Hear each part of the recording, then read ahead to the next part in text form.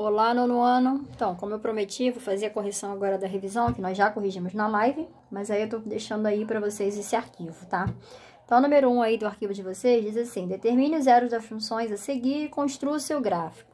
Então, determinar o zero da função é a gente pegar a nossa função e igualar a zero para poder achar o valor do x, certo? Então, eu tenho aqui 5x igual a menos 2, x é igual a menos 2/5. Esse é o x, vai ser o ponto x do meu gráfico. Na hora de eu fazer o gráfico, eu tenho aqui o eixo x e o eixo y. Esse x que eu acabei de achar já diz que ele é x, então ele fica no eixo x. Então, eu vou botar ele aqui, ó, menos 2/5, porque ele é negativo. E o y da minha função é o b da minha função ali. Então, o 2 vai ser o ponto y, onde a minha reta vai passar. Então, ela vai passar nesses dois pontos aqui, ó. O 2 e o menos 2/5. A gente vem aqui e traça a reta. Tá? Isso aqui é uma reta crescente. Até porque o a da minha função, ó, é positivo. Quando o a é maior que zero, é crescente. Letra B, vou fazer a mesma coisa. Vou pegar a função e vou igualar a zero. Aí, a gente faz a equaçãozinha, né? Menos 15. X é igual a menos 15 sobre 5. X é igual a menos 3. Então, na hora de eu construir o gráfico, eu tenho aqui x e y. O x que eu acabei de achar vai ficar no ponto do x mesmo, do eixo x, menos 3. E o y, novamente, ó, é o b da minha função. Então, ele é 15. Vai ficar aqui em cima. E aí, a gente traça outra retinha aqui. Neste gráfico agora, a reta tem que tocar nesses dois pontos, tá beleza? Também é uma reta crescente, porque o a da minha função também é positivo, certo? Número 2. Dada a função de primeiro grau f de x igual a 2x mais 3, ele quer que a gente encontre o f de 10. F de 10 é só substituir o x pelo 10. Então, eu tenho aqui, ó, vai ficar 2 vezes 10 mais 3. E vai dar 23. Molezinha, né? Número 3, ele me deu um gráfico. Não vou fazer o gráfico aqui, porque vocês têm o gráfico aí no arquivo de vocês. E ele quer descobrir, através do gráfico, qual é a lei da função. A gente sabe que a lei da função de primeiro grau, ela dá nessa forma aqui, ó. AX mais B, certo? Igual a zero. Para eu achar a minha função, eu vou usar o gráfico para achar os pontos. Os pontos que o gráfico me mostra é o ponto x, que a gente acabou de fazer aqui, ó. O ponto x. E o y, que no caso é o b da minha função. Então, na minha função, eu já tenho x e já tenho b. Falta encontrar quem? O a. Então, a gente vai substituir o x e o b para poder achar o a. Então, o a, o que eu quero achar, ele fica sendo a. O x, aí do nosso gráfico, é o menos 2. O b é 4. Isso igual a zero. A vezes menos 2 vai dar menos 2a. Passo o 4 para lá, negativo. Multiplicando tudo por menos 1, eu tenho a igual a 4 sobre 2. A igual a 2. Então, eu já tenho a. Quem vai ser o meu f de x? Vai ser 2x mais 4, tá? Por que eu não substituí o x pelo menos 2? Porque ele só serviu para eu achar o a. Na verdade, o x é uma variável. Então, a função sempre vai ficar com o x aí como variável. Número 4, um probleminha de função. Que diz assim: um carro que atualmente custa 50 mil reais sofre uma desvalorização linear de 5 mil reais por ano. Determine o preço do carro daqui a 8 anos. Desvalorização, o carro vai ficar mais barato. Então, nós temos o valor, vou botar aqui, ó, P de X, o preço do carro é 50 mil. Menos, porque ele vai desvalorizar, 5 mil reais, vezes o tempo que ele vai ficar desvalorizado. Esse tempo são os anos. A questão já disse que esse tempo é 8 anos. Então, nós temos 50 mil menos 5 mil vezes 8. E a gente sabe que tem que multiplicar primeiro, né? Eu repito, 50 mil menos 40 mil. E, na verdade, esse preço do carro vai cair para 10 mil reais. Um carro que custava 50 passou a custar 10 mil reais devido à desvalorização. Número 5.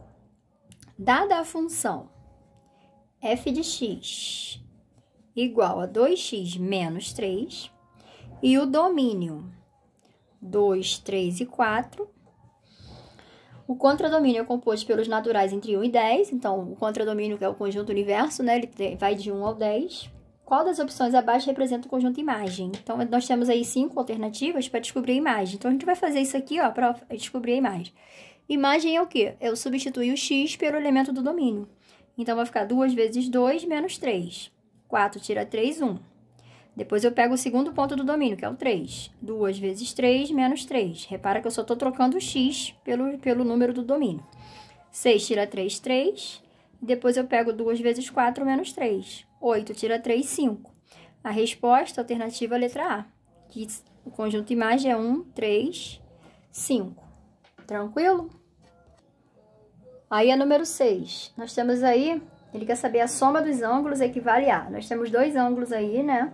Cortados por uma reta transversal nas retas paralelas, que é o ângulo 3x mais 12. E o outro ângulo é o 5x menos 48. Se a gente reparar, os dois ângulos são obtusos e eles estão na mesma reta, então eles são congruentes. Então, eu posso dizer que 3x mais 12 é igual, que congruência quer dizer igualdade, 5x menos 48. E aí, eu vou fazer esse cálculo. Eu tenho 3x menos 5x, que é igual a menos 48, menos 12. Menos 2x, que é igual a menos 60. X é igual a 60 para 2. X é igual a 30. Ok, mas o enunciado me pede a soma dos ângulos, então eu tenho que descobrir cada ângulo. Aí eu venho aqui e pego o primeiro ângulo, ó. 3x mais 12. Vamos substituir agora o x por 30.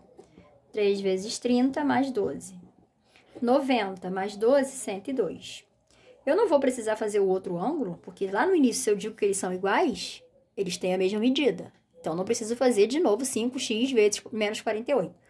Eu já sei que o outro ângulo também é 102. Como ele quer a soma, então a gente vai somar 102 mais 102 e vamos achar 204 graus.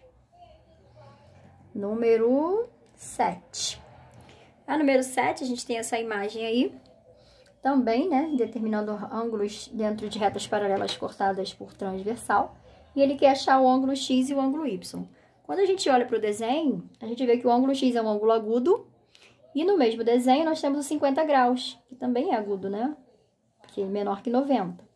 Logo, o x com 50, eles são alternos e internos. Eles são iguais. Então, o x é 50 graus. E o y, ele é um ângulo obtuso.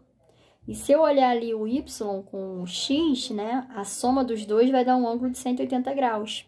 Então, se o x já é 50, o y vai ser 180 menos 50. Que o y vai dar 130 graus. Então, x é 50, y é 130. Número 8 é um probleminha de função também, onde ele fala que um táxi, né, começa uma corrida com o taxímetro marcando R$4, que a gente chama de bandeirada. Cada quilômetro rodado custa R$1,50.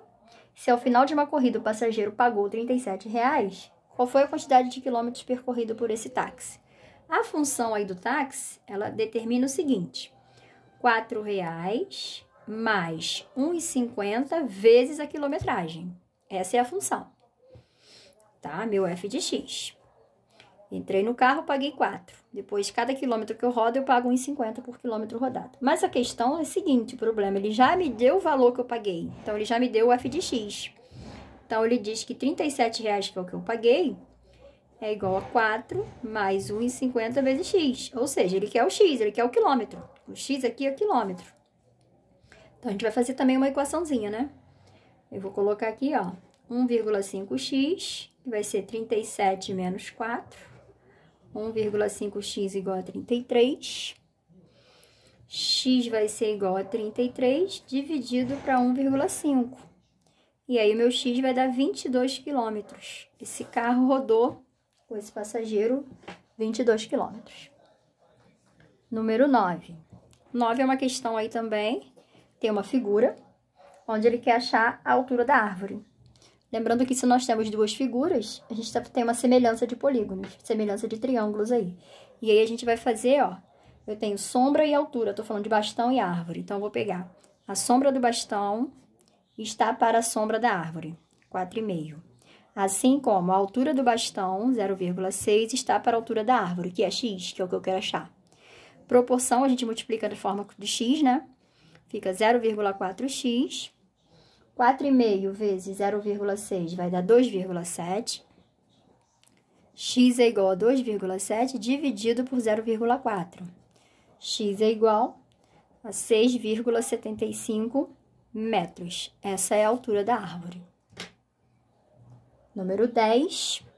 Também é uma questão que dá para fazer por semelhança, porque a gente está vendo um triângulo pequeno aí, né? Deixa eu até fazer aqui, ó. Rapidinho. Tá muito bom não, mas parece, né? Nós temos aqui o triângulo menor, 12 de base e 21 de base do maior. Aí, aqui ele me disse que daqui até aqui mede 8 e daqui até aqui mede x. Então, como eu tô fazendo semelhança, eu vou fazer o triângulo menor está para o triângulo maior. A gente toma aí o menor como vermelho e o maior como verde. Então, eu tenho 12 de base está para 21. Assim como o 8, a altura do menor, está para a altura do maior. Aí, a altura do maior não vai ser x. Vai ser a altura do menor mais o x. Então, vai ser 8 mais x.